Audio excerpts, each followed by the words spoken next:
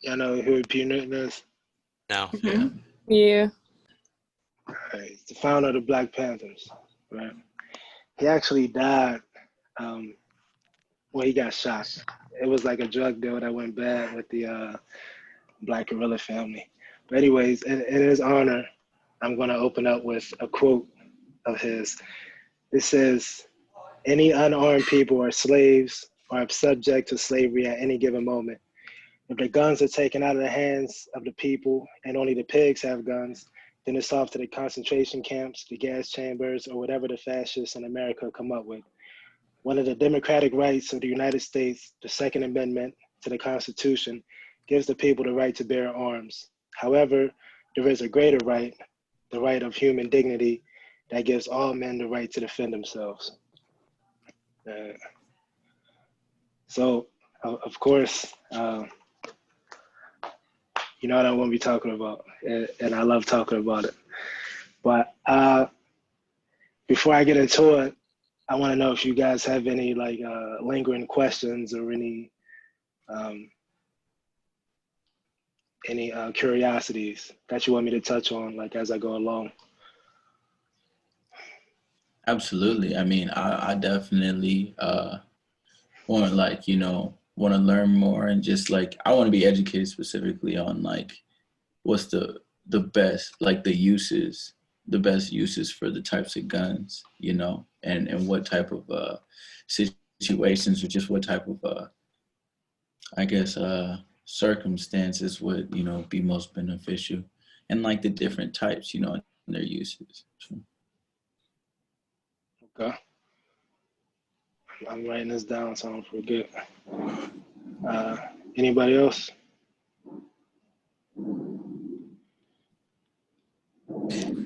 I Go was saying how important it is to have, guns in the Black community, and what guns that, for first timers, what you should get, and, gun safety and stuff like that. Okay. All right. I want to throw one more out there too. Okay. I would love for you to just touch on why you think owning guns is important, specifically for the Black community. Okay. Sure. All right. I'm going to get into that after I get into. I got one more. All right. And how old do you have to be able to have a firearm? That's actually a good place to start. That's a good place to start. Okay. So, and it's good because my siblings, my older brothers, never really taught me about legal gun ownership.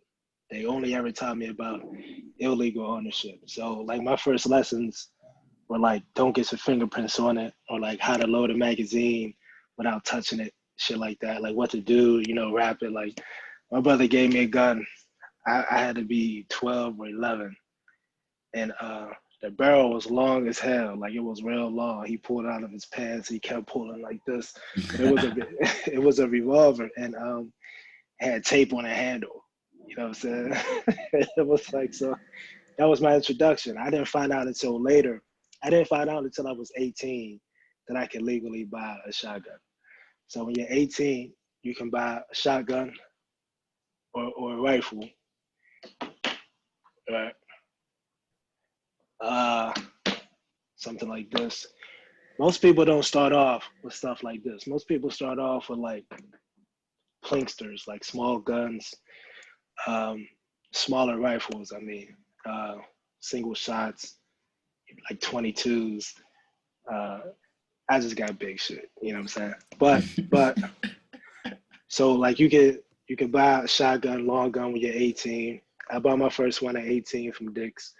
It was a Mossberg 12 gauge pump, the same one this is, but the one I had was more designed for home protection. And I'm gonna talk about that because this shotgun I have is designed for hunting. Right? Some shotguns are a little bit more tactical. It's designed for home defense. You know what I'm saying? And you can tell by how long the barrel is. And I'll get into that later. But when you're 21, that's when you can buy pistols. All right? And this is also when you can get a concealed carry permit. So it's very important when you're dealing with guns legally.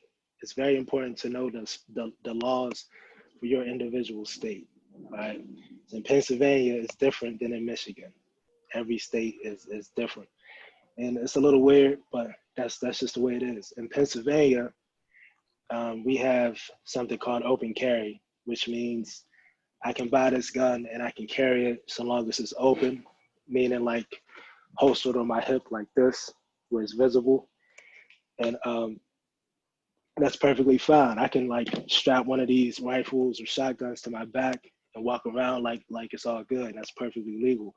You know what I'm saying? Now, in order to conceal carry, meaning like put this like this, you know what I mean? Where, you know, you can't really see it, you have to have a license. In order for me to transport this fully loaded in my vehicle, you have to have a license. It's really called a permit, a concealed carry permit.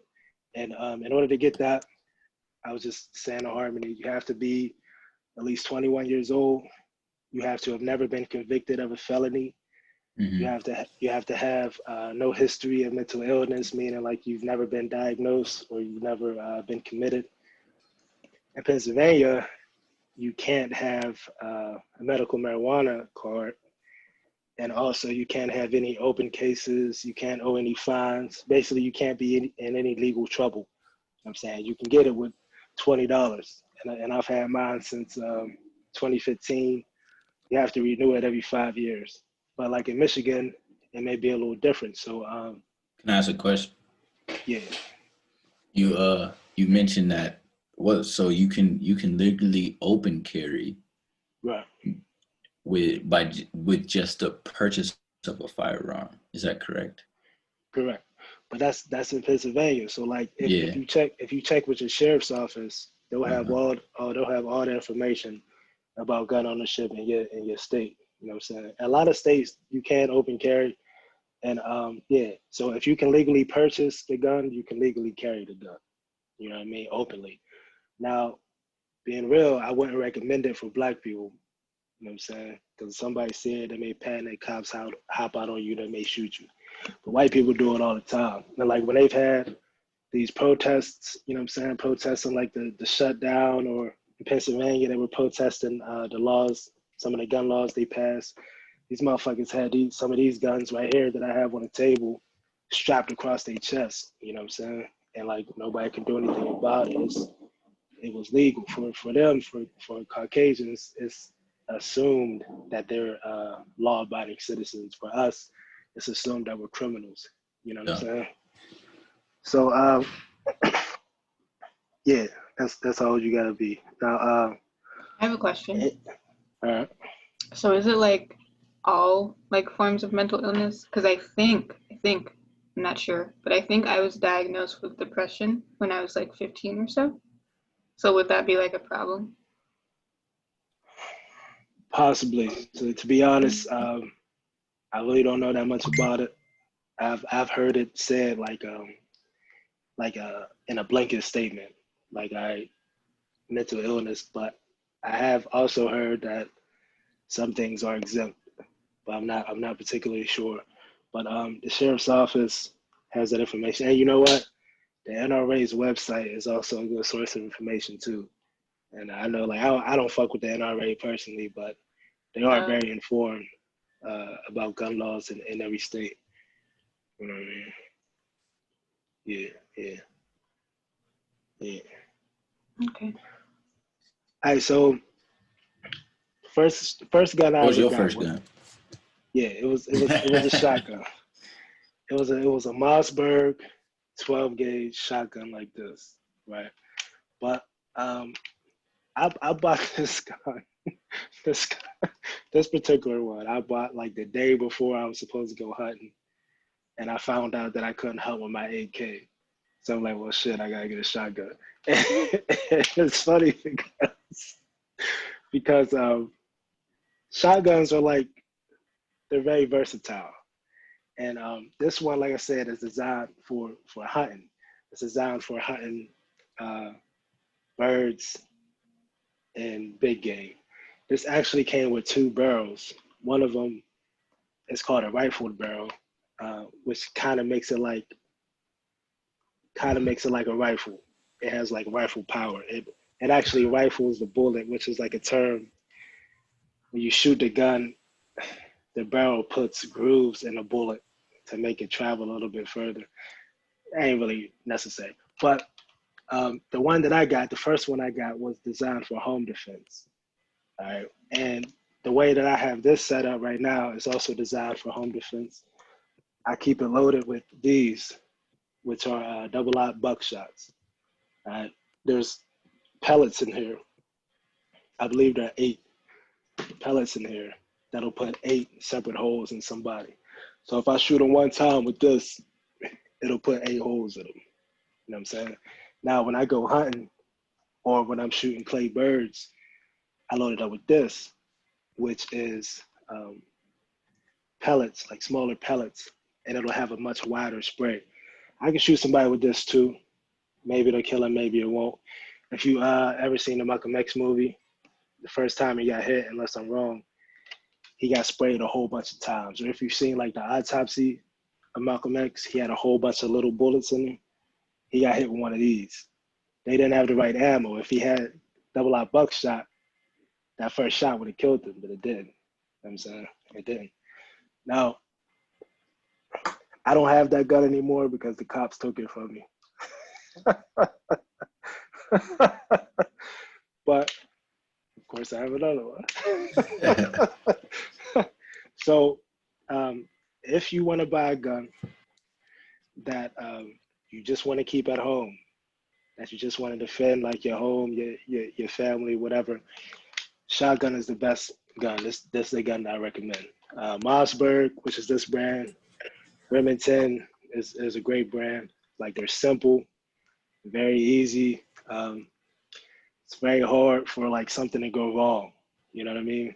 And I used to tell people, like, if you hear this, an intruder's probably going to change their mind, or at least think twice. You know what I mean? Personally, I keep mine loaded because I don't want them to change their mind. I want them to come all the way in. You know what I'm saying? So I can get it cracking. But it's very simple. Okay, I'll do this. So this is a Mossberg 500. It only cost like $200 something. It was real cheap. And I got this because it came with 2 barrels. See how I took that barrel off? I have another barrel on there that has a scope on it. Matter of fact, I'm gonna get it. I wasn't planning on it. I'm gonna get it. I can find it. Hold up.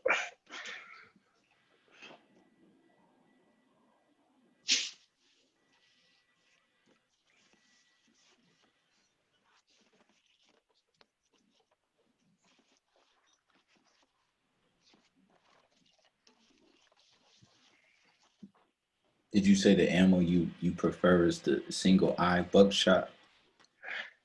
They call it double-aught. It's really Oh, like it's 2 zeros. That's designed for home defense. That's what you okay. want. If you was hunting a deer, you would get a slug. So like this gun, right, or this rifle or barrel right here is designed for like hunting deer. See, there's a scope on it. Mm. You see how it's shorter than the other one? See what I'm saying? This is designed for hunting deer. And you load this rifle or this barrel out with slugs rather than with pellets or with the double-aughts. And it has a scope on it. I actually shot a deer with this. I shot a couple, but I shot one real good one time. He was real bloody, but he didn't die. Like, I was so disappointed because I was following I was following his blood trail, and eventually I caught up to him. This motherfucker dipped. He had so much power. I'm like, he ain't gonna die no time soon. Everybody assured me that he did die eventually because he was bleeding too much. I'm like, all right, I guess that's cool. So Yeah, that's just about it on the shotgun. I recommend a 12 gauge. 12 gauge is the most popular. 20 gauge is popular too. It's smaller. With shotguns, the number of the gauge as it goes up, the bullets itself get smaller. You know what I'm saying? I recommend 12 gauge. It's very popular. It's very easy to find bullets. You know what I mean? Like I got a whole bunch of it in there, and it's a problem solver for like home defense. This is top notch. Mossberg, Remington, even Beretta makes good shotguns. If you're a baller like Harmony with your stimulus check, get like a Benelli. You know what I'm saying? It's the shit. Italians make the best shotguns. This is an American shotgun. I mean, it'll work, but the Italians do the shit in style. You know what I mean? All right. Any other questions about the shotgun? Why does the why as the gauge go up, the bullets get smaller? You I know? really don't know, man. Like ammo, and you'll see I have like quite a few different ammo set up. The way that it's named, it really depends on who made it. You know what I'm saying? Like the original maker of the company. And everybody, you know, they use different measurement systems. You know what I'm saying? Not everything was kind of universal. And even now, it's not really universal. So I'm sure it has something to do with the measurements, like of the shell itself. But I'm not exactly sure. What's the benefit of that? Like having more gauges and smaller bullets, or vice versa? What's the disadvantage? You mean like in the name of the shells, or you mean like actually having like those types of shotguns? Yeah, like actually having those. Like for example, if you had a like a 20 gauge and smaller Yeah. bullets, what would be the advantage or the disadvantage compared to the 12 gauge? But the advantage is it's smaller. So we actually hit a lick Shotgun with itself is. yeah. So we actually Oh. we hit a lick with a 20 gauge before. You know what I'm saying? And like yeah, I'm serious. A lot of people like when they have sawed-off shotguns, they use 20 gauges. So you can like put it in your pants. Like I can't put this shit in my pants. You know what I'm saying? But like yeah, 20 gauges is it's a little bit more portable. And yeah, we had a sawed-off 20 gauge. Fucking matter of fact, we all had a couple people with that gun. I'm gonna leave it at that.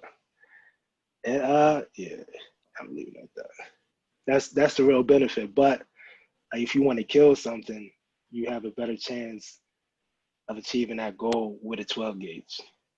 You know what I mean? And it's more popular, so it's more easy to find ammo. You know what I mean? And ammo is cheaper. So like there are like some exotic guns, some exotic ammos, and like it's all good. But if it's not popular, they're not going to make as much of it. You know what I'm saying? Like the amount or whatever you may come across is going to cost you a little bit more. So like for handguns, for example, the 9mm is the most popular, and you'll find that shit everywhere. You know what I mean?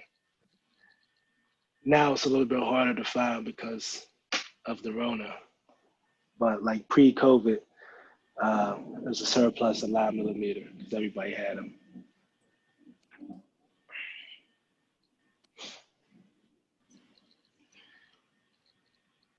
Any questions about shotguns?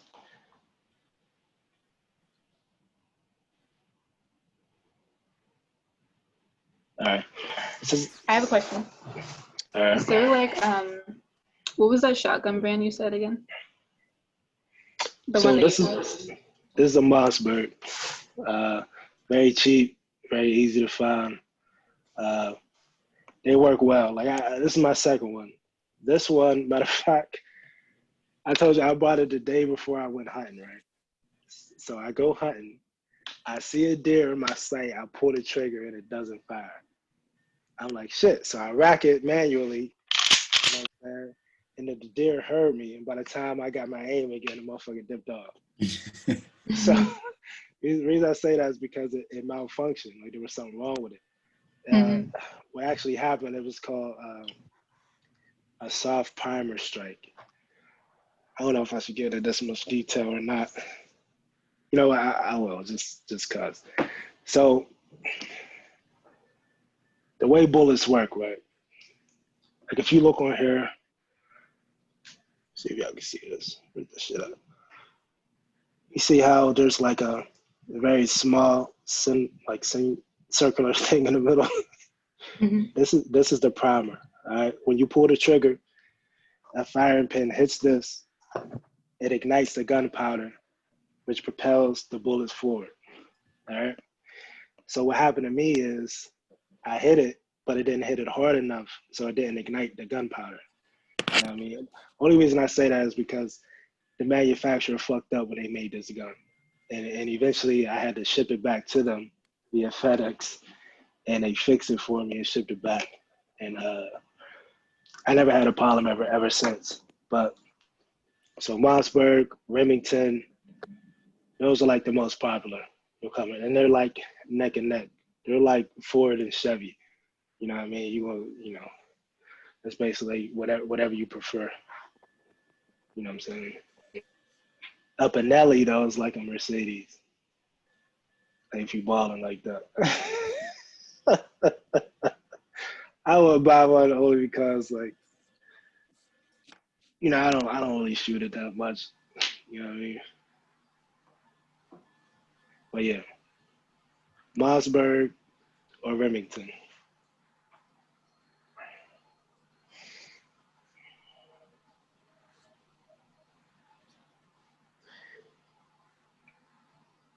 Anything else? I have a question. All right. So how this is extreme, but how could you get a bazooka? I remember you told me, but I forgot. If you have enough money. That's the bottom line. Now, a lot of people would tell you that like machine guns are illegal. They're not. It's they stopped making them. They don't make them anymore. The ones that they made are still in circulation. Like if you have enough money, you can buy them. I know somebody who owns a tank, an actual tank, and who blows shit up with that tank. You know what I'm saying? So like, but he's rich. He's a billionaire. You know what I mean? If you have enough money, you could buy anything. I know a rich dude who bought a liver.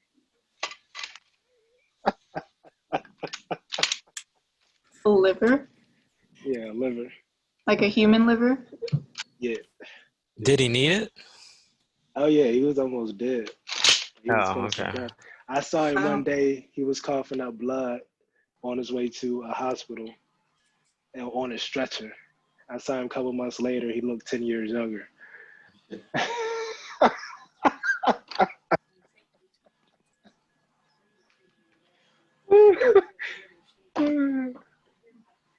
All right. Any other questions about the shotgun? I'm move on to pistols. All right. So there are two main types of pistols out there. Right? If you want to protect yourself when you're out and about, if you want to get a concealed carry permit, or if in Michigan, like in Pennsylvania, you can open carry, then you can have one of these and just like wear it on your hip or on the outside. But there are two main types, right? The revolver, which is like the OG, and the semi-automatic. Right? I actually have two different types of semi-automatics too, and I'm gonna go through them like briefly. And if you have any questions, of course I'll answer them. So revolvers, these are like the OGs. Like in the Wild West, this is the shit they was using. You know what I'm saying? 6 shots, 5 shots. This one has 5 shots. All right. Matter of fact, the mafia, when they want to hit somebody, they use a revolver. They shoot them twice in the back of the head, right here, and it never fails every time. So, so think about revolvers. This one is a 38 special, right? The good thing about revolvers, and the reason why like the mafia likes them, is because whenever you shoot it, the shell doesn't automatically eject. All right, it stays in. So you have to open up the cylinder and eject it yourself. You know what I'm saying? It's a 38 special. Is that because of the bullet size? That's the 38. Yeah, 38. Yeah, and this is made by Winchester, and like I said before, like whoever makes the ammunition originally, they name it. They have their own. They have their own system for naming it and numbering it. Question. Yeah. What are the best brands of guns? It's subjective. That's like asking what's the best brand of cars. I can, and it really depends on how you define like best. So like revolvers, for example, Colt, one of the oldest. You know what I'm saying? Smith and Wesson, one of the oldest, and their age means they're time tested. You know what I'm saying? Which means that they're reliable. They have a reputation that has lasted them this long. You see what I'm saying? And with every different type of gun, like everybody has the shit that they like. You know what I mean? But like in America, it's a little strange because of our gun laws. So for example, this AK that I have, it originally is from Hungary, right? But this gun didn't really come from Hungary. The parts did, and an American company assembled it. So technically, this gun was made by an American company, but with Hungarian parts. So like weird shit like that kind of makes it like it's really subjective, or it makes it so that people have a favorite, or people assume there's a best and a worst caliber or platform or system. You know what I mean? Not necessarily like the gun itself, like the making a model. You know what I mean? So there's a revolver, real quick. It's real simple. If you get one of these, you don't have to do too much with it. All right? You can pull this hammer back if you want to, and you'll have it in single action, if I can see that. Or you can just pull the trigger, and that makes it double action. All right? That's about it. Like, this is 5 shots. You'll find them in 5 shots or 6 shots. And you open up the cylinder using this button right here, and you eject the empty cartridge or empty shell. You load it back up, and that's it. You know what I'm saying? There's really nothing else you have to do with it. And it's one of the reasons why a lot of people like it. There's not a lot of parts to it.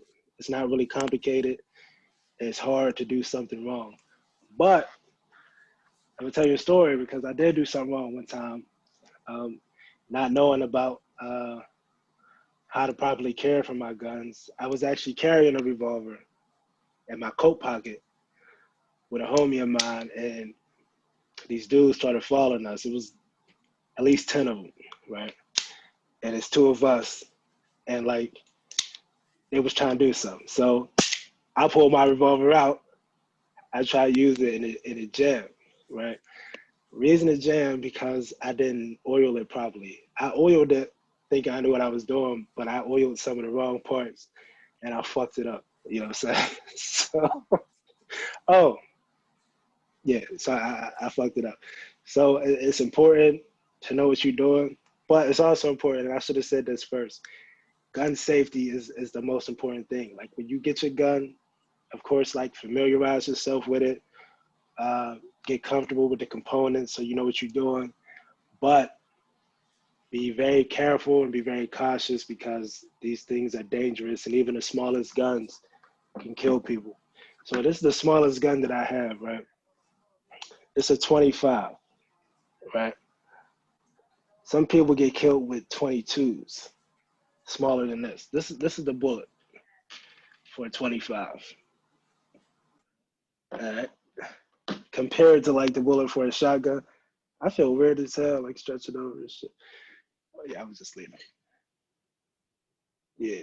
Compared to like the bullet for the shotgun, or even compared to like an AK or an AR.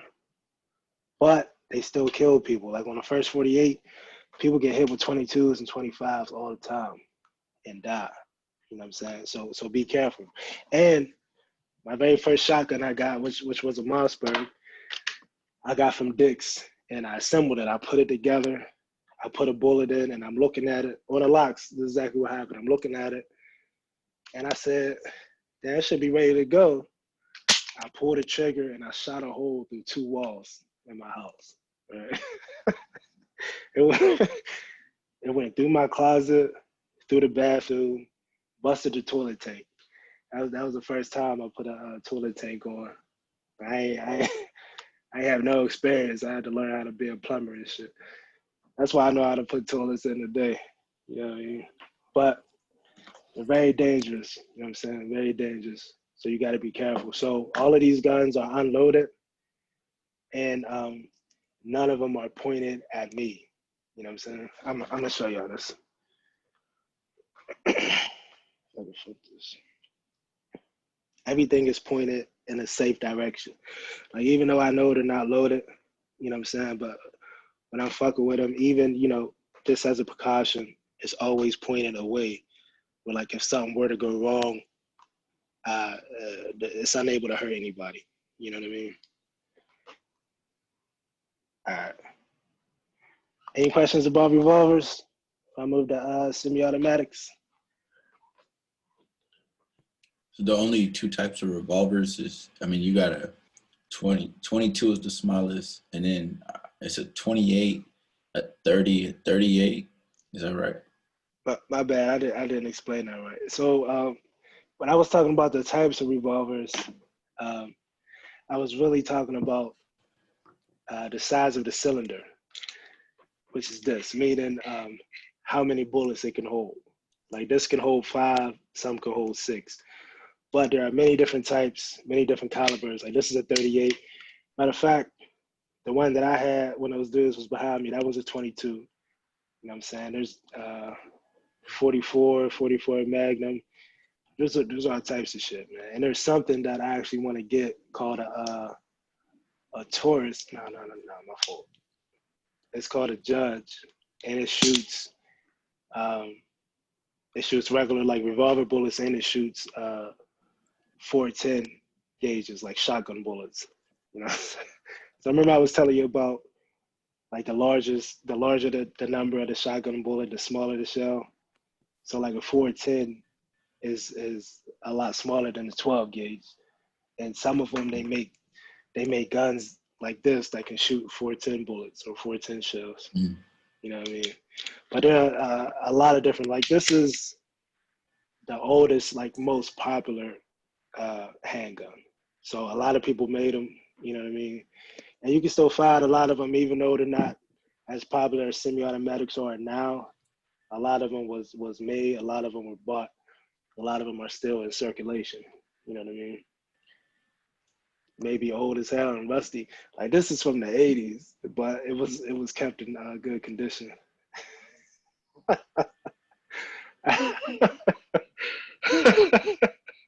So my uncle gave me this gun, and my mom bought it for my uncle in the 80s. And my uncle spent time in federal prison for robbing banks.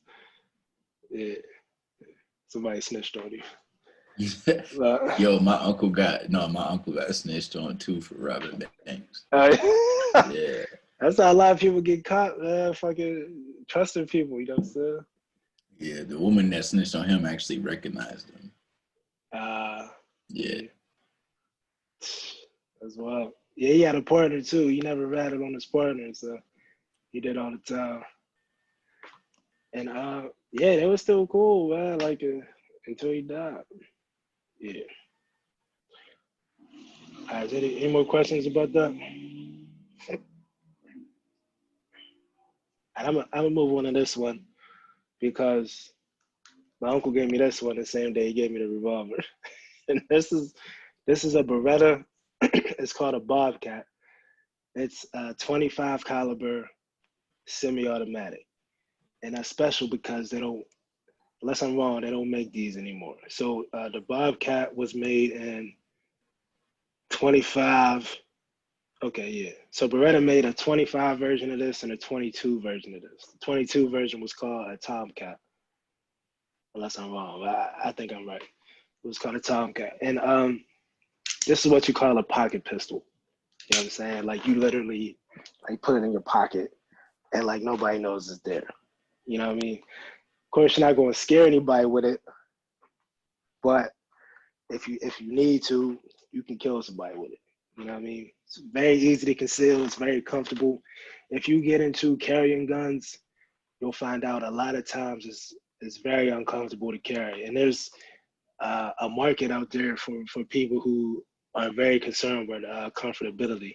You know what I mean? A lot of people make, especially for women, they make purses with special compartments and shit like that. Or with men, there are different types of holsters. You know what I mean? But this is designed to be carried very easily, and like could be a backup gun. It could be, you know, something that you use whenever like you don't have any other options.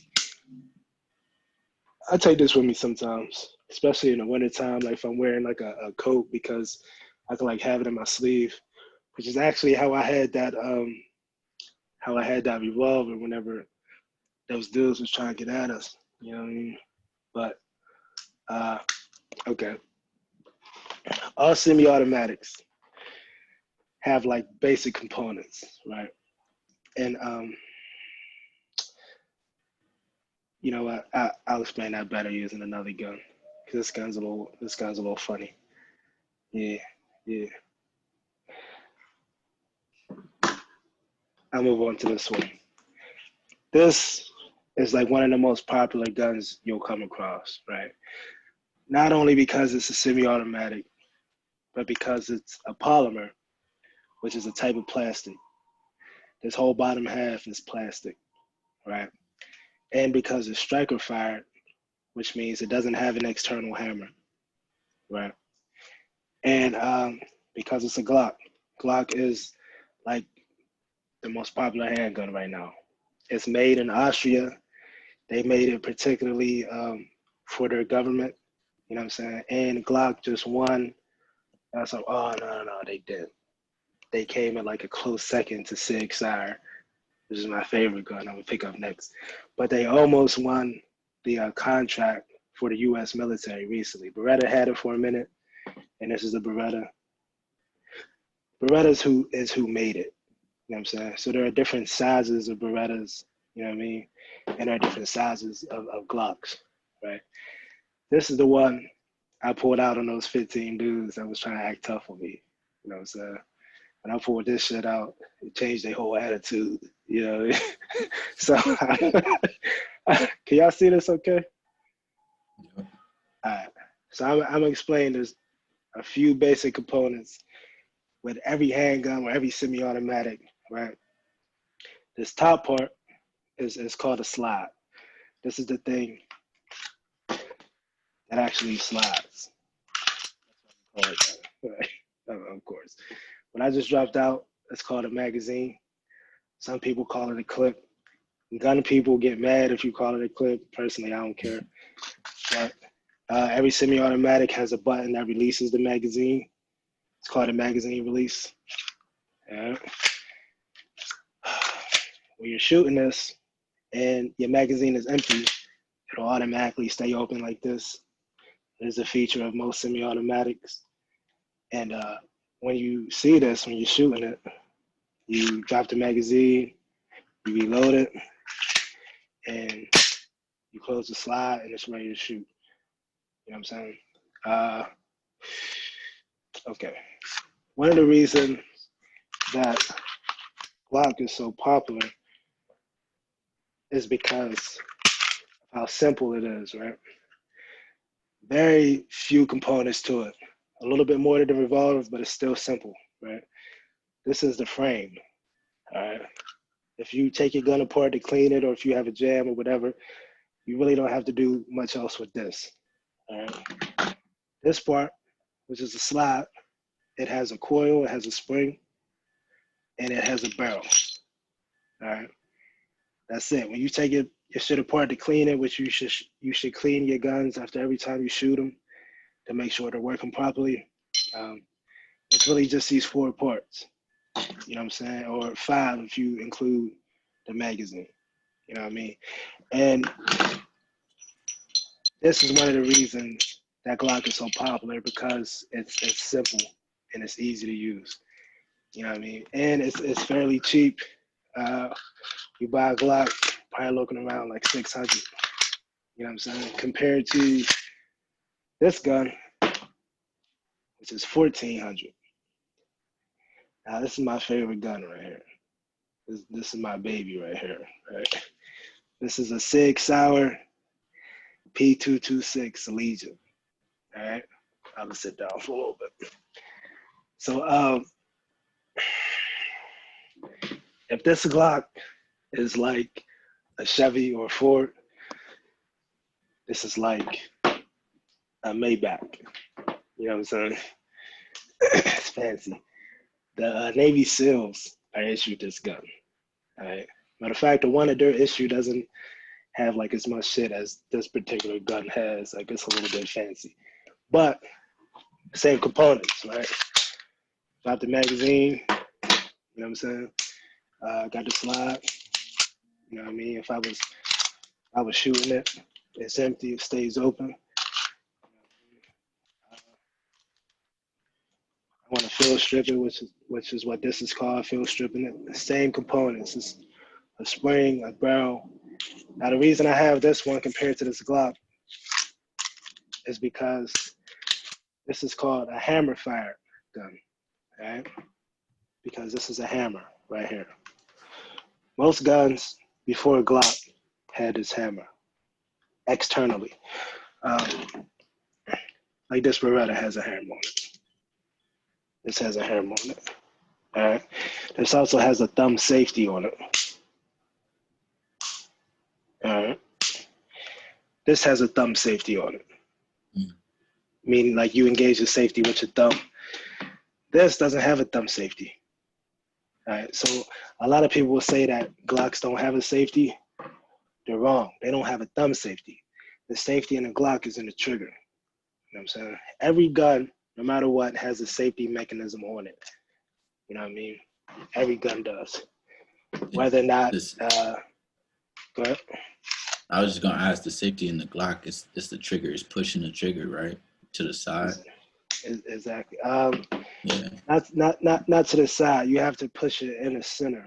So I don't know if you can see it on here, but there's like a little like tip sticking out, like a nipple almost. You see that? That has to be pressed all the way in before this gun will fire, right? If it's not pressed all the way in, see how I'm trying to push it? It's not going to fire. You can drop a Glock, and I was bowling with Raheem one time. My Glock fell out on the floor, and I wasn't worried. It didn't fire. It won't fire unless you're pulling the trigger. You know what I'm saying? This is called striker fire. Most polymer guns, which I have plastic, modeled after the Glock. Now, Sig Sauer, Beretta, most major handgun manufacturers have a gun modeled after this Glock, all right, because of how popular and how successful this system is. You know what I mean? It really came out in the 90s, and it's been off and running ever since. You know what I mean?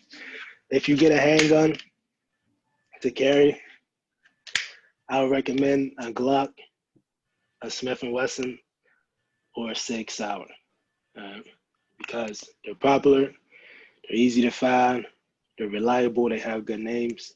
You know what I'm saying? Now, I will also recommend a 9mm or a 380. I don't have a 380 now. I have 9mm, which is this. This is a 10mm. I'm gonna show y'all the difference. Can I ask a quick question? Yeah. You mentioned the hammers. What's the difference between the semis with the hammers and the Glock with the strike fire? Like, what does the hammer do? Okay. So all guns, right? Whenever you pull the trigger, the fire or the what's the shit called? The primer gets ignited, right, by the firing pin. I don't know if you'll be able to see this. Okay, you see that little hole in there? Yeah. You should never do this. The only reason I'm doing this is because I know it's unloaded. When I pull the trigger, see that hammer slap step? That will ignite the primer in the gun or in the bullet, which will propel that bullet forward. You know what I'm saying? It'll ignite the gunpowder, propel it forward. So you look at a bullet, right? The actual bullet is only this tip part right here. The rest is the shell. There's gunpowder from here to here. And all of this brass is gunpowder, right? On the back end of it, it's a small circle that gets struck, all right? That ignites all of the gunpowder, propels this little part forward, all right? So a hammer striker gun, the workings or the mechanics that makes that action happen is external. See what I'm saying? Maybe you can argue it feels different when you pull it.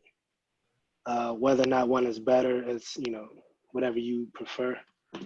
This, all of the mechanics are internal. It's inside of here, so you don't get to see it. Yeah. What that means is there's nothing that you have to do. So like if you was fucking around with hair, say you pull this out on somebody, you may have to pull this hammer back. You may have to take the safety off. You see what I'm saying?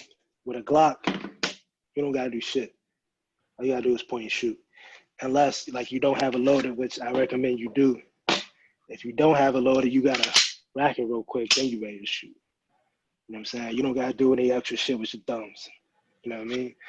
It makes it a little bit more like proficient, in my opinion, for self-defense. If you was like a target shooter, this is a little bit smoother. And I wouldn't say it's because of the hammer. I would say it's because of the weight, right, personally. But I would also recommend this for home defense because SIG makes things just a little bit better. You know, just a little bit better. So do you have to pull the hammer every time you want to shoot? Nah. So it'll automatically go back in the shooting position. So what makes a gun a semi-automatic is the fact that it'll fire every time you pull the trigger like this, right? Compared to an automatic, which if you just hold the trigger down, it will continuously fire. See what I'm saying? Mm-hmm. So it's designed, like even though this is on the outside, this is on the inside, it's designed to work every time you pull the trigger. You know what I'm saying? The same thing with these rifles. These are both semi-automatic rifles. You know what I mean? They're not assault rifles. And in fact, AR does not stand for assault rifle. That's how motherfuckers made up. You know what I'm saying? Are you serious, bro? Yeah, I'm serious. AR stands for Armalite, which is the name of the company that first made this platform. So this is the gun that like school shooters be chopping motherfuckers down with. All right, this is an AR, the most popular gun in America. All right, by far. This is the most popular handgun probably in the world, but this is the most popular gun in America. Everybody wants them, and it's fun to shoot. I'm not gonna lie, it's designed to kill people. All right, the only reason I have one is because I know a bunch of other people have them too. If somebody pull this shit out, I'm gonna pull mine out. You know what I'm saying? I have a question. All right. So for the AR, because I feel like there's a lot of misinformation with the AR, but like, is it literally you just pull down the trigger and it'll just spray bullets? No. So that's a fully automatic rifle, or some people call that a machine gun. They're illegal for people to make, very hard to find, and you can't walk in the store and buy one. If you do buy one, like I was talking about earlier, you'll be buying it from somebody who already had it in their possession. Meaning they bought it, or their parents or grandparents bought it like in the 30s. You know what I'm saying? like real shit. So if you see this, which is the most popular one, it's a semi-automatic, just like these pistols are. So it'll fire every time somebody pulls the trigger. Now, if somebody can pull the trigger quickly, that's how fast somebody can shoot. You know what I'm saying? So when they talk about these shootings, where it's like, well, you know, he killed 50 people in 20 seconds, it's because of how fast he can pull the trigger and take his magazine out, put another one in, and keep shooting. You know what I'm saying? And I understand the argument why some people think it's not necessary. I honestly, I do. And I'll repeat it because I think it's important. And this touches on why I think we should have guns in the first place. Is I have it because other motherfuckers have it too. The average gun owner, right, is a middle-aged white man who owns multiple guns. That's why there are more guns in America than there are people. You know what I'm saying? Because gun owners own multiple guns. As you can see, this isn't even all of the guns that I own. All right? I just wanted to show y'all different types. See what I'm saying? And hey, most motherfuckers say I'm a gun nut. I know some real gun nuts. You know what I'm saying? Who, like, I'm serious, who have like walk-in safes full of a whole bunch. You know what I mean? Who just like collect. Yo, cuz I was at the range one time and I saw this guy. He backed in with a pickup truck, and he had like a canvas over top of his bed. He opened it. He opened his tailgate. The whole bed of his truck was filled with rifles, yo. Like the whole bed of his, like it's like 6 feet, like 6 feet by 4 feet, all filled just piled with rifles, yo. I'm like, damn, I'm trying to get like this motherfucker. You know what I'm saying? And it's like if he decides to fuck shit up, who's gonna stop him besides somebody else with a gun? You know what I'm saying? At least that's my thinking about it. You know what I mean? So this gun is very similar to what the U.S. military carries, which is why like a lot of people go crazy about it. This is called an AR-15. What the military carries is called an M4, right? Now, this can take two different bullets. One is called a 223. One is called a 5.56. 5.56 is what the military uses. 223 is what civilians use. But this gun can take both of them, right? And some people will make the argument that a lot of times the U.S. military doesn't have their gun in full auto mode. So a lot of times when they're out in the field, they're using their gun the same way that I would use it here as a semi-automatic. You know what I mean? So they will say that like it's a war weapon that belongs on the battlefield, doesn't belong in the hands of civilians. And I understand that argument, but at the same time, that's the whole reason the Second Amendment exists in the first place. I just want to say something real quick. Give me a second.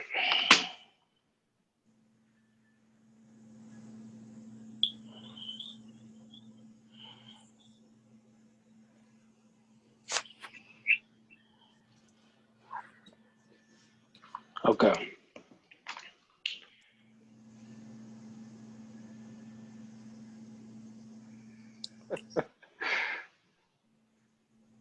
Okay, I'll see this. Sorry. This. You say what? All right, so this is a quote from Malcolm X. It says, "It is criminal to teach a man not to defend himself when he is the constant victim of brutal attacks. Right? It is legal and lawful to own a shotgun or a rifle. We believe in obeying the law." You know what I'm saying? Now, the reason I thought of this is because of the reason that it actually is a law. A lot of people will say that the Second Amendment gives us the right to bear arms, right? But that's wrong. Second Amendment says the right to keep and bear arms shall not be infringed, which means we already have the right to bear arms. We already have, like, we have a natural right to defend ourselves. See what I'm saying? And what's in the Constitution is saying that they don't have the right to take that away from us. You understand? You know what I mean? And of course, like, motherfuckers who wrote the Constitution, they were rebels for real, who revolted against a government whom they deemed to be tyrannical. Tyrannical? Yeah. They thought they were tyrants, you know what I'm saying? And they wanted a provision in there, or they wanted it to be known that at any moment they can rise up again. Do y'all know about the Whiskey Rebellion? Oh, I love telling this story, man. No, sir. Especially to y'all Detroit motherfuckers. I would love to tell this. So when America was first starting, right after the Revolutionary War, they're just getting their shit in order. Alexander Hamilton comes up with this like idea in order for them to make some money and start taxing motherfuckers. Long story short, he said, "All right, we're gonna start taxing the whiskey that the local farmers were making." They were kind of just like selling it on the side to make a couple dollars, and he decided to tax them. And the people who they were taxing thought that like it was unfair, so they decided to take a stand and rise up. You know what I'm saying? And they revolted against the very early American government. You know what I'm saying? And guess where they revolted at? Take a guess. Take a guess. Detroit. Nah. They revolted in Pittsburgh, dude. Pittsburghers was like, fuck that shit. George Washington came personally here to stamp out the rebellion, yo. And he hanged a person whose name was Wiggle, Wigle. He sentenced him to death by hanging for starting this whiskey rebellion here. And matter of fact, I think it's the 40th Street Bridge that they call Washington's Crossing, unless I'm wrong.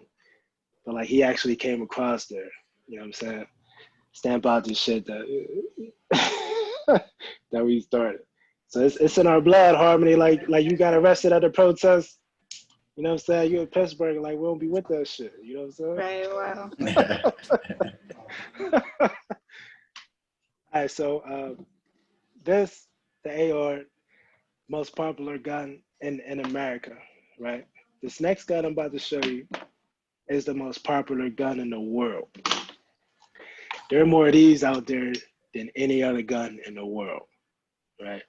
Now, a lot of Americans think that America is the world, but in other countries, this gun is on some flags of other countries. You know what I'm saying? That's how popular it is. This is the gun that the Viet Cong were using whenever they beat America during the Vietnam War. All right? It's an AK. I say it's an AK. It's not an AK-47, but for the sake of conversation, you can call it that. It's the same platform. It's the same make, same build. I'm gonna put this on just to be an asshole. Got the bayonet on the motherfucker. You know what I'm saying? You can jab motherfucker if you have to.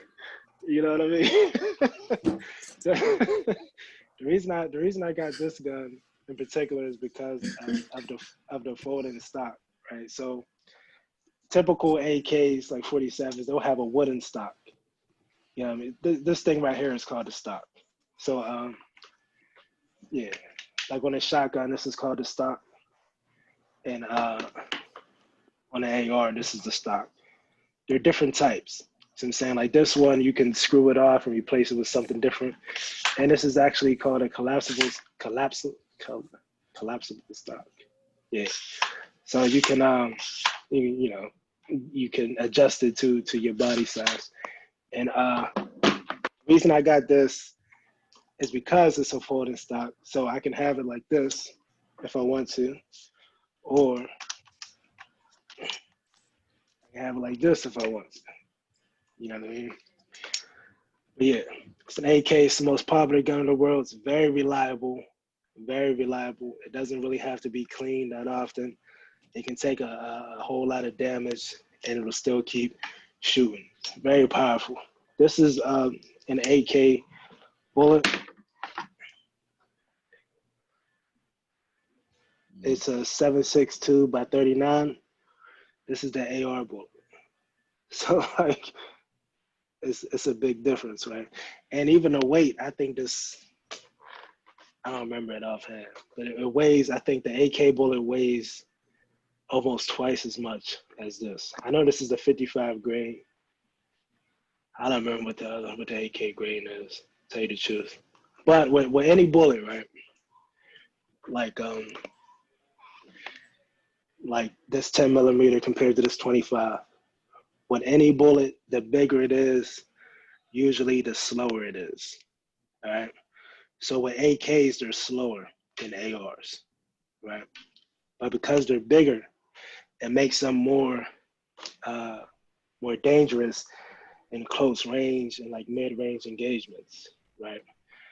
But the AR, it's more accurate over longer ranges. You know what I'm saying? So if you're shooting something from 300 yards away, you got a better chance of hitting it with the AR than with the AK. But up close range, mid-range, 50 to 100 yards, you hit somebody with this, they're going to die, no matter where you hit them. You know what I'm saying? I'm serious. That's why these are so dangerous, these like ARs and both of these semi-automatic rifles, because they do so much damage, yo. Like you hit somebody in an arm, it's going to take a big chunk off and they can bleed out. You know what I mean? The same with a shotgun, but the shotgun doesn't have as much range.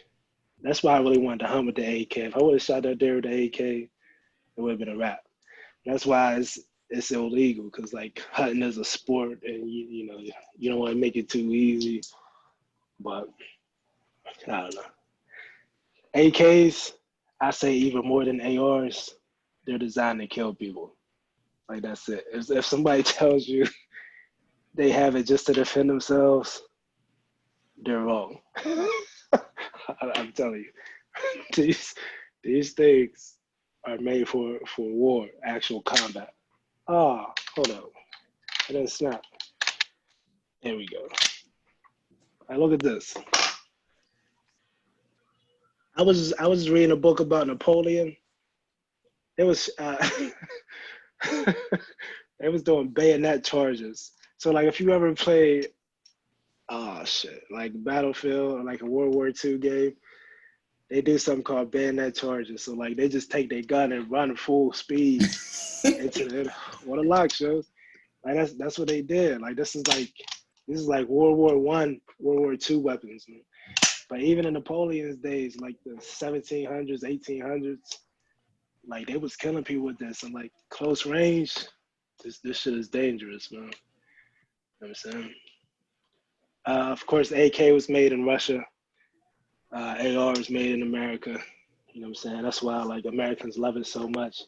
But worldwide, people fuck with this gun more than anything else, yo. Anything else. And it's because of its reliability. When you're buying a gun, right, you always have to keep in mind when and if you'll have to use it. So, of course, you want it to look nice. Of course, like you want it to be comfortable. But more important than anything else, if you have to use it, you have to be able to use it effectively and like proficiently. You know what I mean? Speaking of that, hold up, I want to make sure I don't miss anything. But speaking of that, if you do have to use it, in order to use it legally, your life has to be in jeopardy, or the life of a loved one has to be in jeopardy. And different states have different laws. So like, Yeah. Of course, look it up. In Pennsylvania, we have something called stand your ground. Yeah, we got that in Michigan too. Word, that's good. So that means you don't have to run, or you don't have to try to, you know what I'm saying, back down. Like you can stand your ground, and you know, if it comes to that, then it comes to that. You know what I'm saying? And yeah. So hopefully, and this is what I've done multiple times when I use my gun legally. It's like I get into it with somebody, I'll pull it out, I present it. You know what I'm saying? It's called presenting it. Most of the time, they back down. You know, in my cases, they back down. You know what I'm saying? If they don't back down, then you have to be prepared to use it. You know what I mean? Simple and plain. And to be prepared to use it means to train, to be very familiar with the gun. That means to go to the range, shoot it out. That means to be very aware of gun safety. You know what I'm saying? And I'm gonna talk about why it's so important in the Black community, because unfortunately, Black communities are usually the poorest, right? And wherever there's poverty, there's crime. You know what I'm saying? So bottom Facts. line, we're most likely to have to use our guns in self-defense. You know what I'm saying? And I did quite a few times. Like I even had a couple close encounters where motherfuckers like trying to act tough, and I didn't back down. Man. Last time I ran from somebody, I was a teenager, and they had a gun and I didn't. And the next day, I started carrying one every day. You know what I'm saying? Because next time I'm not running. You know what I mean? And I didn't. You know what I'm saying? And I shouldn't have to. Some motherfuckers get shot while they running. You know what I mean? Straight up. So I know a guy who, I know a couple people got killed. I know a guy who got shot up, and he's laying on the ground. He's laying on the ground bleeding. The shooter comes over him to finish the job. He pulls out his own gun and he kills the shooter. You see what I'm saying? That's a perfect example of self-defense. So, like, unfortunately, I think we're more likely to use it, and that's using it against ourselves for real. The broader picture is we're most likely, or not even most likely, we're the ones who are most oppressed by our government and by the system itself. You know what I'm saying? And if anybody ever has the initiative or the goal to rise up against the government, you have to have some type of weapons in order to fight against them. You know what I'm saying? And that's really like what the Second Amendment is really about. And a lot of people think is far-fetched, or that fight is unwinnable. And it's really not. We think about America as a great and powerful nation, and it is. But compared to what Great Britain was then, America pales in comparison. Britain had not just, England or whatever, they had colonies all over the world. I was just reading about Toussaint Louverture, Hey, and you know what I'm saying? Like, yeah. fucking Europeans was colonizing shit everywhere. You know what I mean? Fucking Jamaica was owned by Britain. You know what I'm saying? They had shit everywhere. You know what I mean? America, we may have some bases everywhere, but America is primarily North America. All right, we got, Alaska and Hawaii. So what I'm saying is Great Britain was the shit back then, and they was defeated. You know what I'm saying? They got knocked down to size. You know what I mean? So if it came down to it, it's possible. You know what I mean? It's possible. And personally, my personal reason for having so many is because of the lifestyle that I once lived, but also because these guns are in circulation already. You know what I mean? Like I said, I'm not running again. So if I'm faced with any types of these threats, I have to be able to respond to it. So does anybody know about what happened in Christchurch, New Zealand a few years ago? Yeah, I heard about Yeah, that. that shooting. Right. Did anybody see the video? Nah, You did, Harmony? I didn't see it. Yeah. What'd you think about it, Harmony?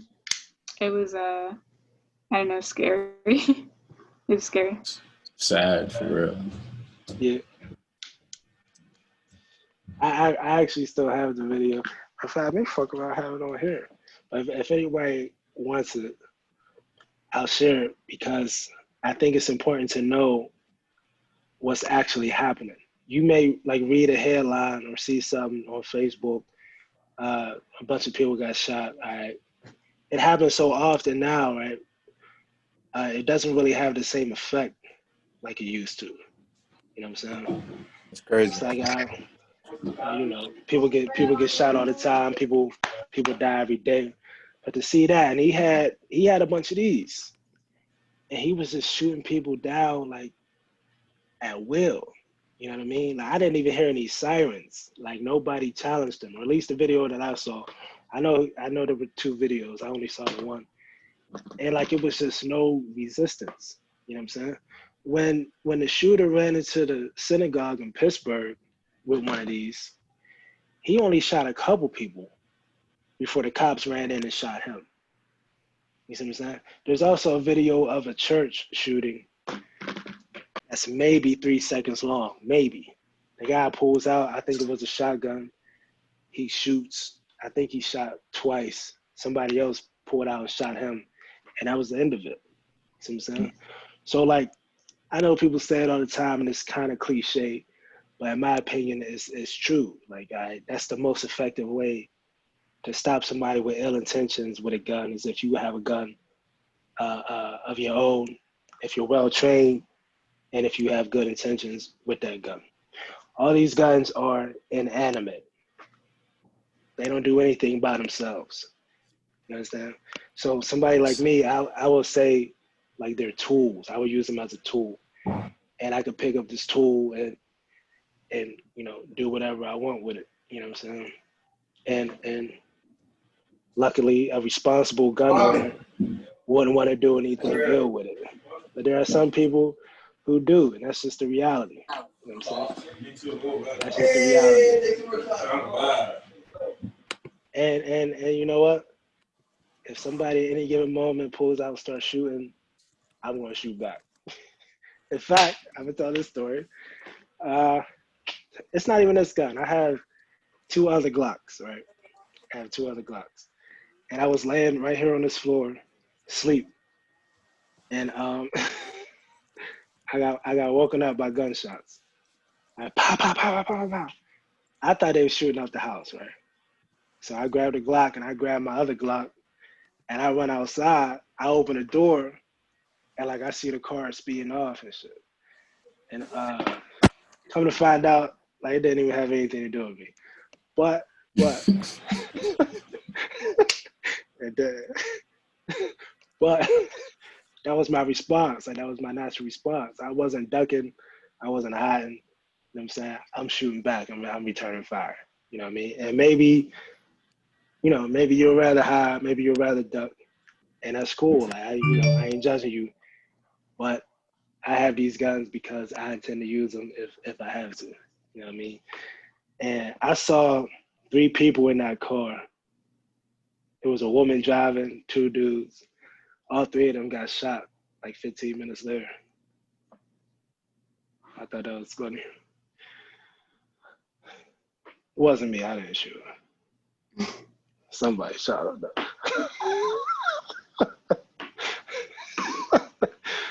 All right.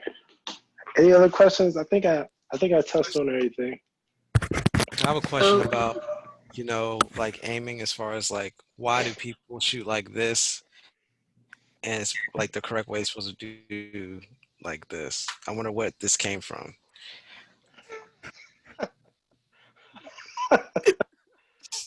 You know what? I wanted to say it came from Hollywood, but there is some science behind it.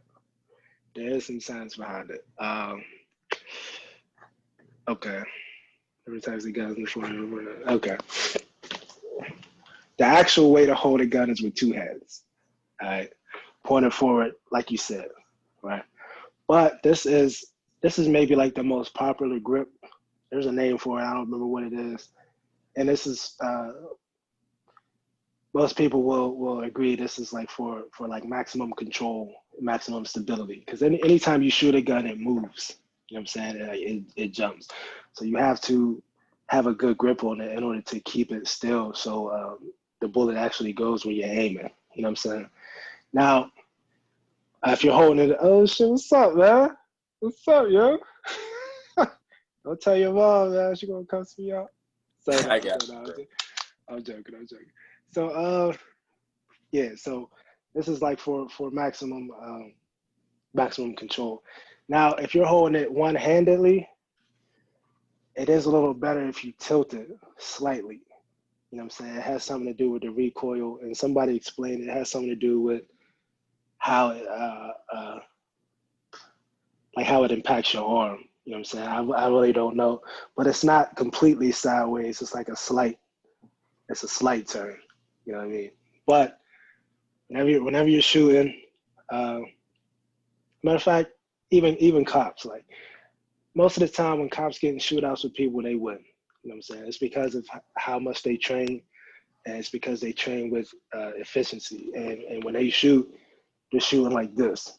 All right, both hands on the gun, a tight grip, elbow slightly bent. You know what I'm saying? I shoot with one eye closed. Not everybody does. You know what I mean?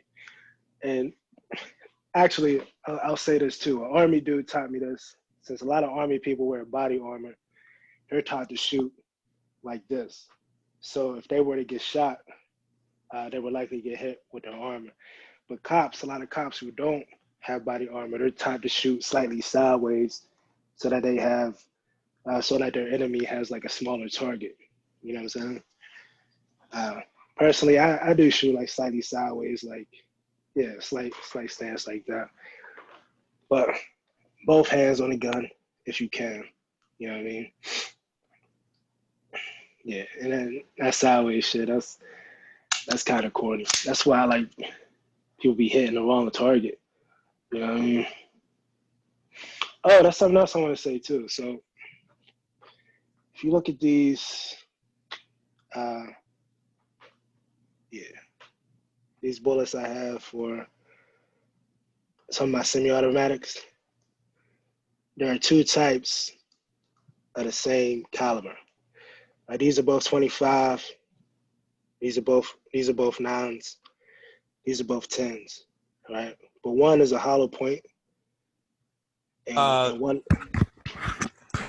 Sorry to stop you there, but someone asked where are you from, so I was I'm from Pittsburgh. okay. All right, cool. Keep going. Hold on. Read the shirt. Gang. Anyway, continue. He did not hype his head. Let's keep it to the bullet. Yeah. I was being an asshole. All right, so yeah, there are hollow points and full metal jackets, right? So if you play Call of Duty, you know about these. All right, hollow points are more designed for self-defense. Hollow tips, this is what the cops carry. It's because when it goes into the target, it stays in there. Like upon impact, it mushrooms and it stays inside. A full metal jacket will go through you. You know what I mean? And that's actually the problem with relying on an AR or an AK for home defense. Because if you shoot somebody with this, it's going to go through them. And it's probably going to go through a wall and go through something else. You know what I'm saying? That's also the problem with using slugs. Like even if you have a shotgun and you're using a slug, the slug will go through them and it'll go through a wall and go through somebody else. You know what I'm saying? So it's important to have like the right type of bullets. Whenever I'm out and about, I usually have a magazine full of hollow points and a magazine full of full metal jackets. And I would use the hollow points first, assuming that I'm shooting at a person. But if somebody's in a vehicle, I would use full metal jackets. You know what I'm saying? For legal reasons, though, the only way that I would shoot at a moving vehicle is if it was moving towards me and I couldn't get out the way. You know what I'm saying? Which actually happens. You know what I mean? More than you think. Yeah. In Pennsylvania, I don't know about Michigan. In Pennsylvania, it's illegal to shoot somebody in the back, like regardless. Even if they did some ill shit and they're running away, you can't shoot them in the back. You go to jail. No ifs, ands, or buts about. I mean, unless you're a cop, you can shoot them in the back. Then, you know what I mean? But yeah, I think that's about it. Hold up. Any other questions? I had a question. All right. Do you use bump stocks for like the semi-automatics? No. I'm laughing because I tried to buy one, but they didn't have them anymore. But you know what? The reality is that was just one way to maximize like the rapidity or the repetition of the bullets.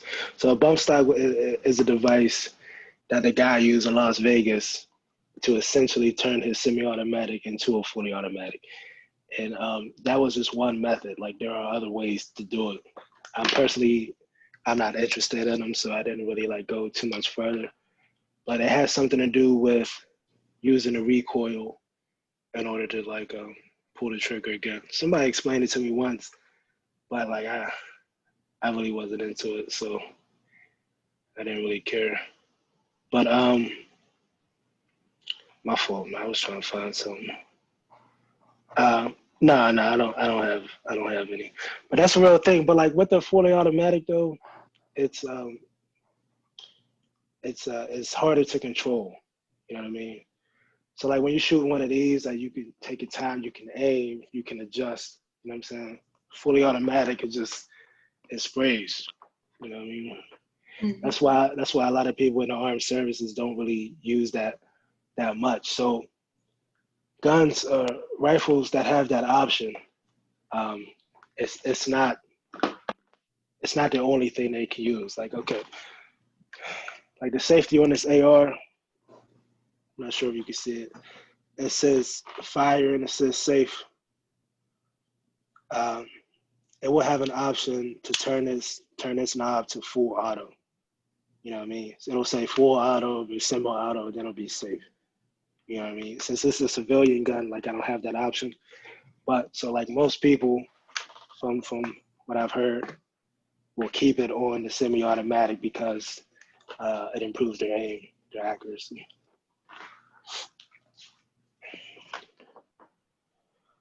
Oh my God, I'm trying to find this shit.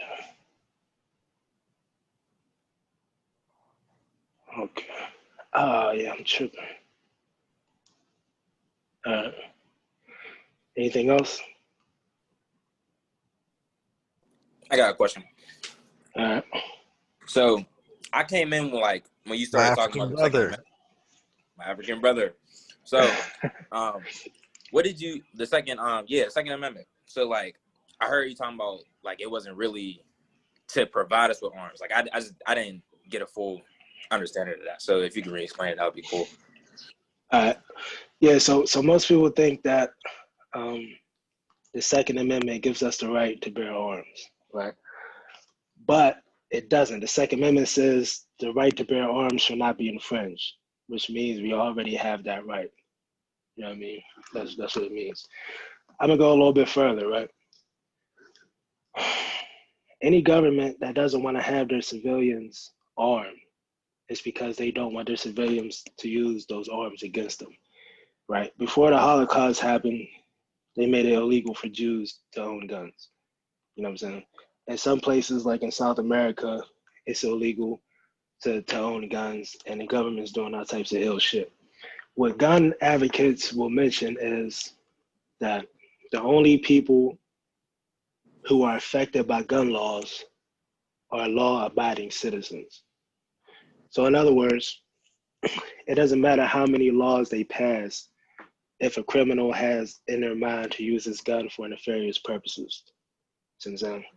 Yeah. So law-abiding gun owners will say like changing in gun laws, altering the gun laws, making it more difficult to buy or to carry these arms is only making it harder for good people to defend themselves. Right. See what I'm saying? Mm-hmm. And that's really what it's about. Like, everybody has a right to self-defense. You know what I'm saying? I think people will argue that's like, it's a natural right. Some people will say that's God-given, and that's something that like no government should really have the power to take away. You know what I mean? Mm-hmm. And that's why it's a big deal. And unless I'm wrong, the British government tried to take away guns too, and they wasn't with it. You know what I mean?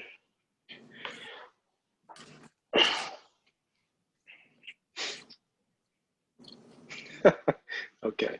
So one of my favorite people in history is Frederick Douglass, right?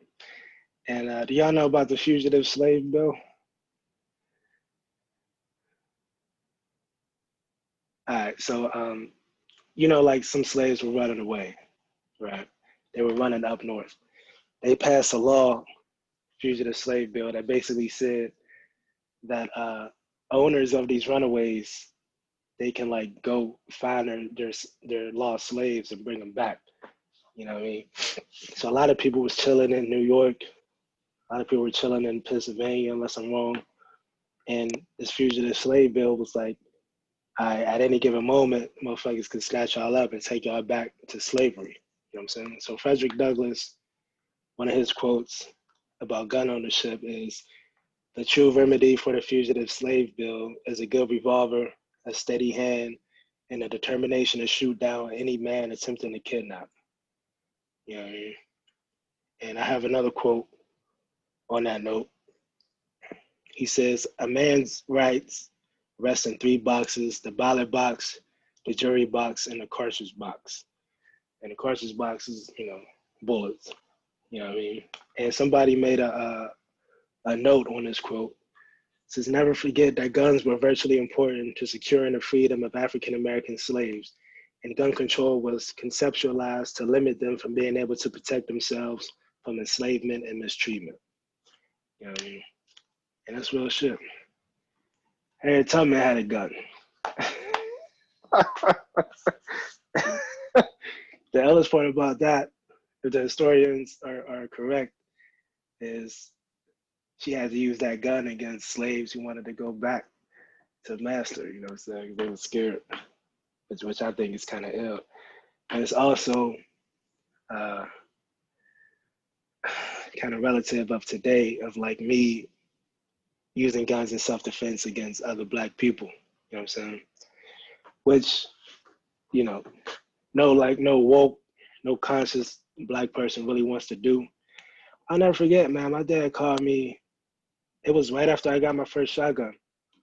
He called me and was like, he was drunk, like he was hit.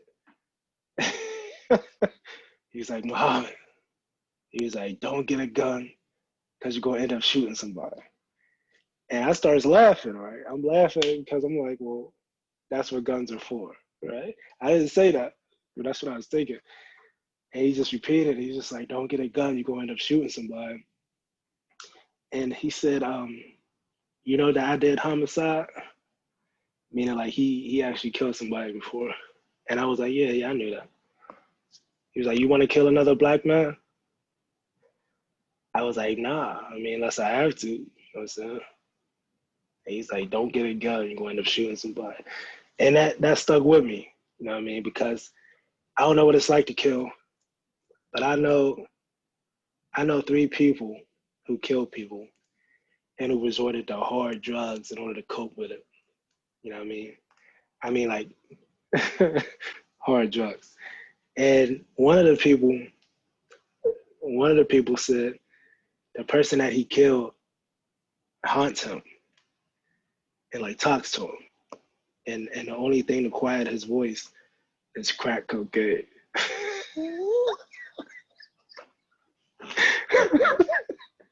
On the locks, yo, on the locks. So it's kind of like I don't ever want to be in that position. You know what I'm saying?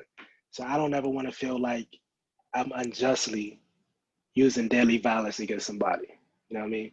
That's why even when I was in those positions, I presented the gun first instead of just blasting off top, You know what I mean? I want to give you an opportunity, you know, to change your mind or to de-escalate the situation. You know what I'm saying? But if it comes down to it, yeah. I would rather shoot somebody than run from them. But that's just me. You know what I'm saying? I would recommend everybody, at least if you're 18 and you're able to, get a shotgun for the house. You know what I'm saying? So there's a reason, like, you can't drive until you're 16, you can't vote until you're 18, and even if you do drive, your insurance is high as fuck until you turn 25. It has something to do with your brain development, right? Your brain's really not fully developed until you're 25. So some of the pieces of your brain that you would use to reason or to think rationally, not all of it's all the way there. So these age restrictions are really a safeguard against your own mental immaturity. You know what I'm saying? And I peeped that myself. Situations I was in when I was younger, where I wanted to shoot somebody. Today, I wouldn't pull the trigger. You know what I mean? Most of the shit I was be like, oh, that shit's petty. Or I would try to walk away. Or I would try to de-escalate it. You know what I mean? And I think it's a blessing in a way that I really didn't start carrying every day. I really didn't start getting into guns until I was a little bit older, because now I understand the weight of the responsibility. You know what I'm saying? And I understand the possible consequences. I don't even know if none of y'all been to jail. If you've never been in jail, go to your bathroom and eat in there and sleep in there and invite a big burly dude in there to sleep with you. That's what jail's like. You know what I'm saying? wash your drawers in there. You get 2 pairs of drawers, 2 pairs of socks. You know what I'm saying? No frills. Put your cell phone away. You know, that's what jail's like. You know what I'm saying? That's why I like, even though I think it's important to own guns, I think it's important to own them legally, and I think it's important to use them responsibly. I mean, white people who are really into guns, they get into them young. I mean, like 6, maybe even younger than that. They think of it as a sport. You know what I mean? It's a sport, like it's fun to them. Like they go out to the range and they have fun. And I do too. But also living in an urban environment, I understand that, like, you know, I have a higher chance of using it against another person, you know what I mean, than some white people do in a rural environment or out in the woods. You know what I mean? And I also understand even people who have guns to kill animals, to shoot animals. I know the most dangerous animal on the planet is people. You know what I mean? And that's what the fuck I gotta contend with.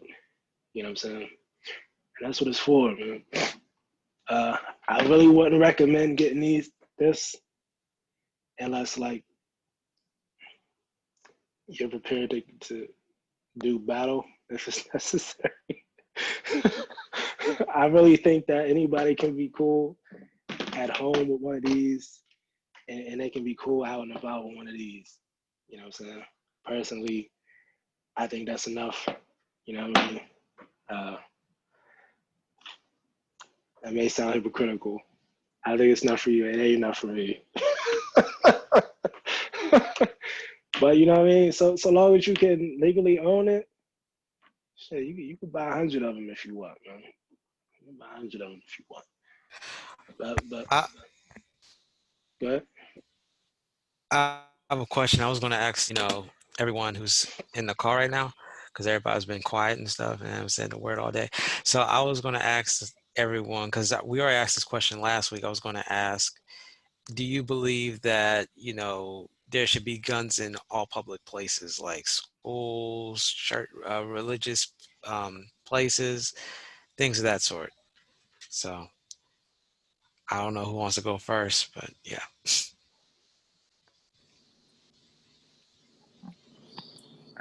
I guess I gotta go first. Yeah. I believe I don't really have a problem if it wasn't, but if people were to come out and say, hey, look, like, all the teachers are gonna be armed, all the deacons gonna be armed, I wouldn't be surprised, and I wouldn't have a problem with it just because, like, you know, the era we live in now.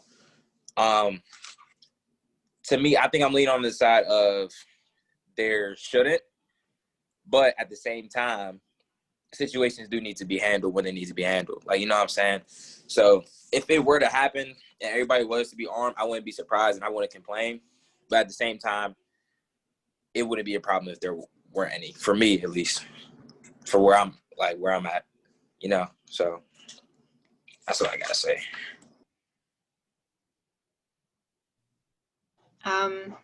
That's a hard question for me to answer now, because like I think a year and a half ago I would have been like, absolutely not, like that's insane. But now, since I'm learning more about guns and, you know, the history behind it, and also like how guns have helped African Americans a lot, and, you know, gaining freedom and all that, just in general, my view on guns has changed completely, like almost a complete 180. And so I don't really know. It's a hard question for me to answer now. I think the reasoning behind it is kind of crazy, like why the government is considering, you know, letting teachers have guns because of like school shooters or whatever. And then like we should at least first maybe try to focus more attention on like mental health issues, but then like everyone's depressed in America and suicide rates are skyrocketing. That's a whole issue that we're gonna have to address. So like in the meantime, perhaps maybe. And I guess it's also hypocritical because I definitely think that we should have guns in church. You know what I mean? Just with everything that's been happening recently and what happens when we don't have guns in church, you know? But as far as like schools, yeah, I'm not really sure what the solution on that is, you know?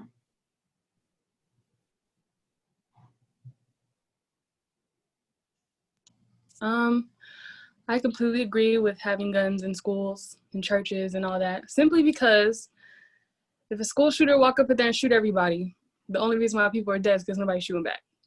You know what I'm saying? It'd be different if there was like, I don't know, if like the security guards are armed, then they gotta come to wherever the school shooter is, you know what I'm saying? So I just think if like every teacher has one in their desk and are trained properly and not just like, oh, you talking back, I'm about to pull out my gun type shit.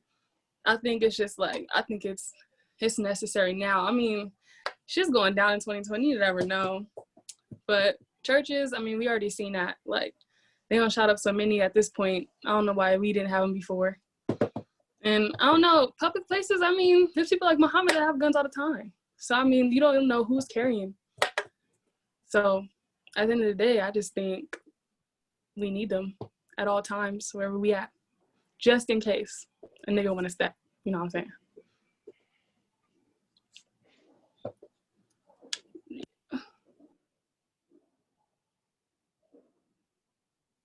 Okay. What did Well, you think?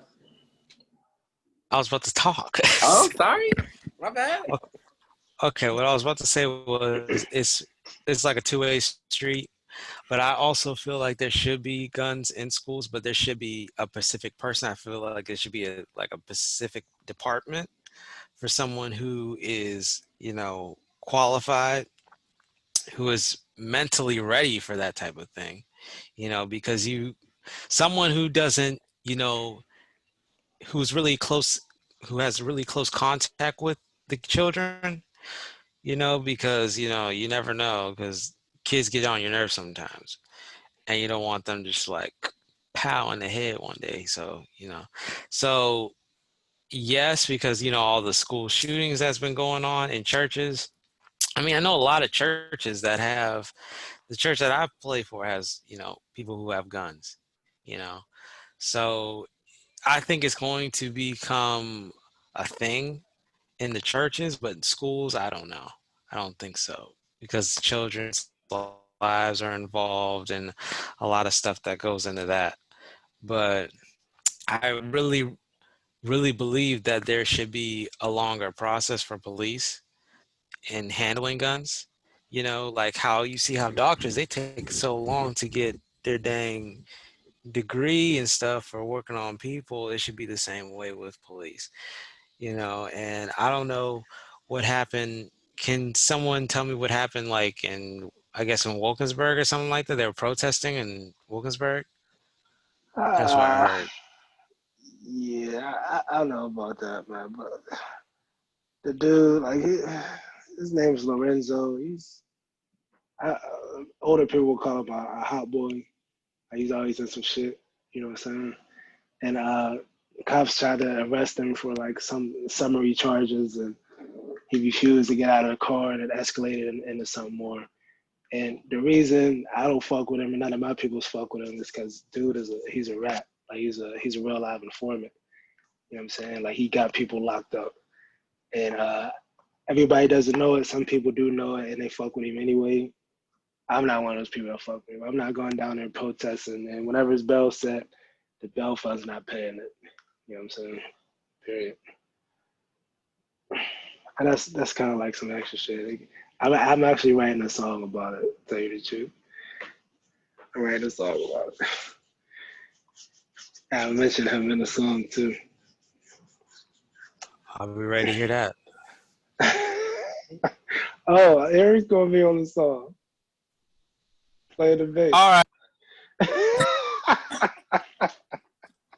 Have a nice meeting. All right. Okay, it's time for us to hang up. All right. That really threw He my turned nut off his camera quick as hell.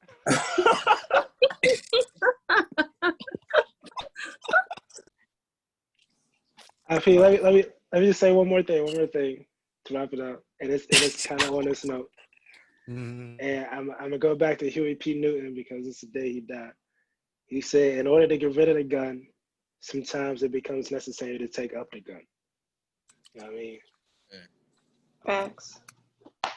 Yeah, I think about it as like, since we live in like a capitalistic society, typically, or not typically, like always, the buildings that are legally allowed to have guns in them are buildings that protect important capital. So like we have guns in, court offices and police stations and things like that, but not so much in like churches and schools, because like the only capital is like people and children. But yeah, I guess since my view on guns is changing completely, I guess for me right now in the country that we're living in, I think having guns in like schools and churches would be a good idea,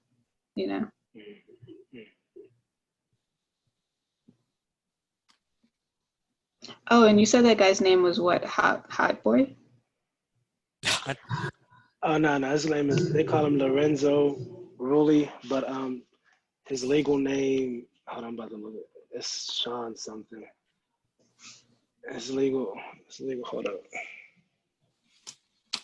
His legal name is Sean Green, but they call him Lorenzo.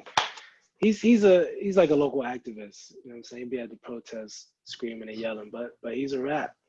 Like he's a snitch. And he put cases on a few people. You know what I mean? Okay.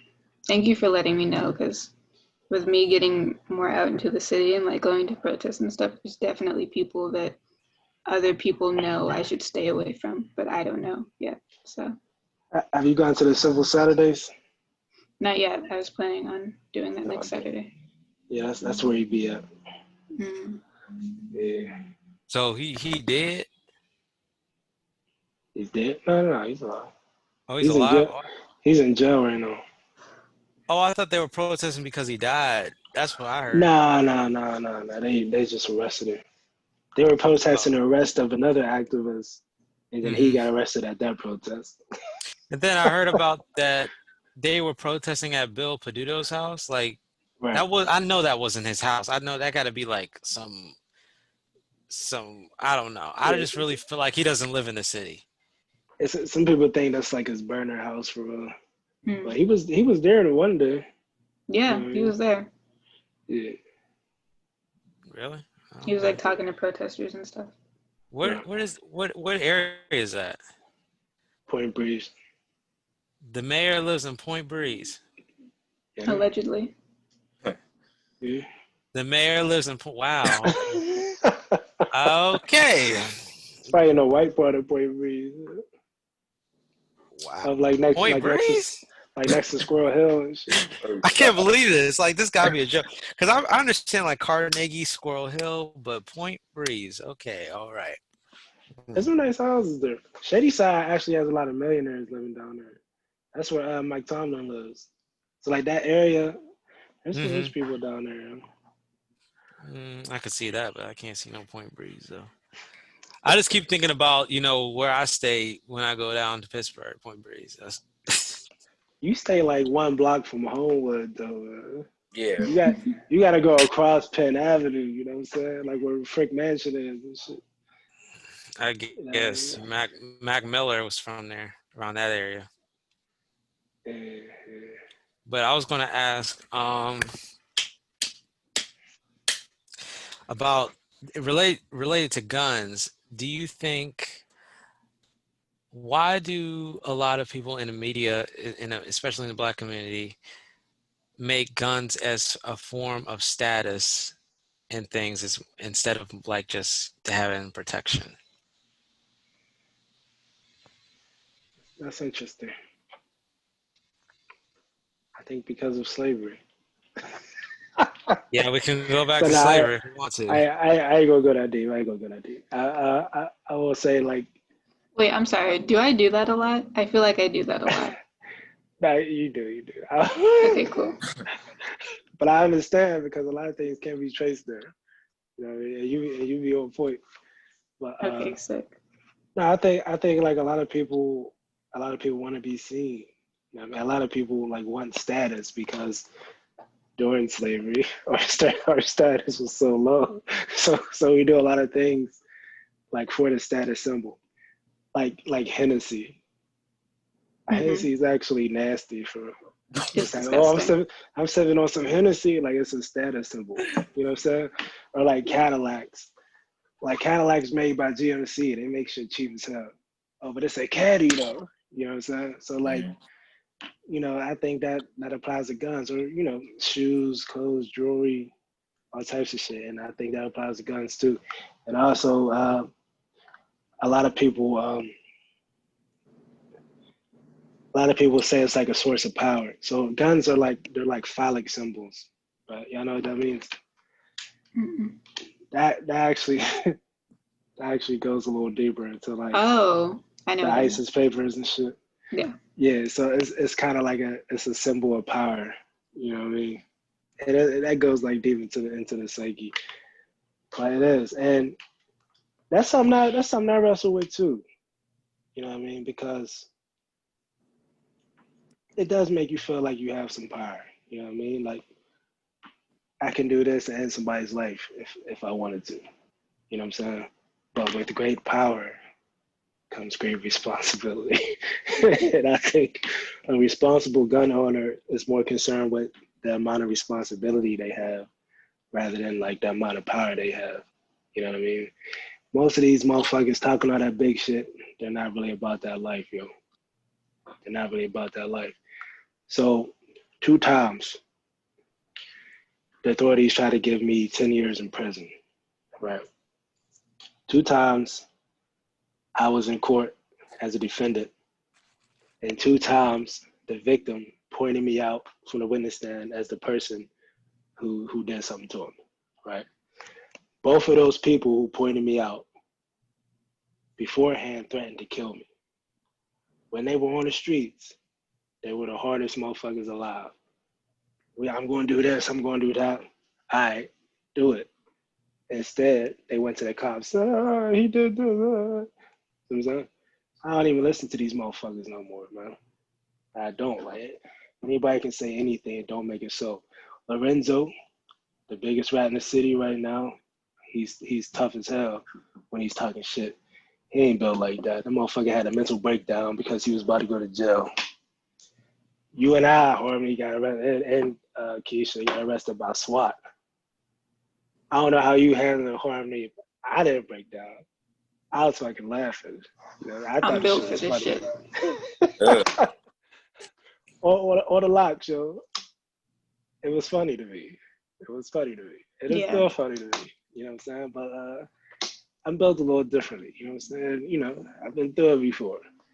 Sitting in the cell, I was chilling. I was relaxing. You know what I'm saying?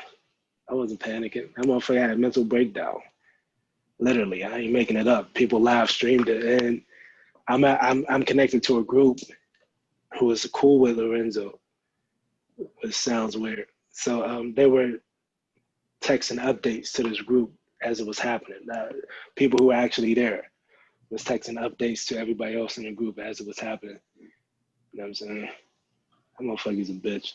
And most people are, believe it or not, most people are. There are not a lot of real people. Most people are like 6'9". They're hard when it's convenient.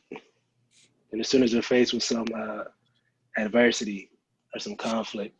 So do you think that's like a reason why a lot of people just gravitate more to guns instead of learning how to really fight with their fists? It's a good question. Personally, I think guns are more accessible now than they used to be. So, like my dad was in a gang back in the day, and they fought with their fists. And even like the old school Crips and Bloods, they fought with their fists like in the 70s. But whenever guns were made available to them, they started using guns. I don't really think it's a question of honor, to tell you the truth.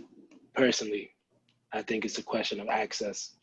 You know what I'm saying? Because in prison, in jail, yeah, you fight with your fists, but they also make shanks to get the upper hand.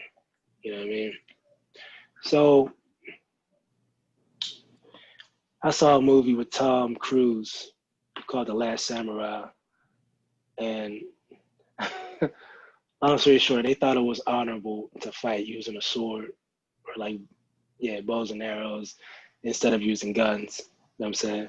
All of them died, which is why he's the last samurai. Right? But once upon a time, the sword was the most dangerous weapon. That's why motherfuckers trained with it. Once upon a time, a bow and arrow was the most dangerous weapon. That's why even in ancient Kemet, they was training with the bow and arrow. Like now, it upgraded or it evolved into these firearms.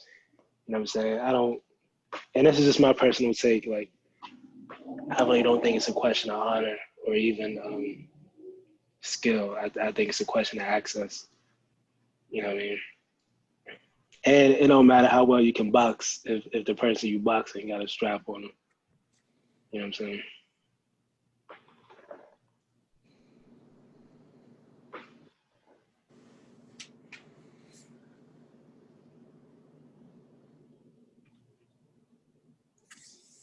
Why you get so quiet? I just got a message. Oh. Okay. All right. Royce, why are you laughing? Damn, you're stupid, bro. I'm not stupid. I'm just, just having a good time, man. I'm just having a good time.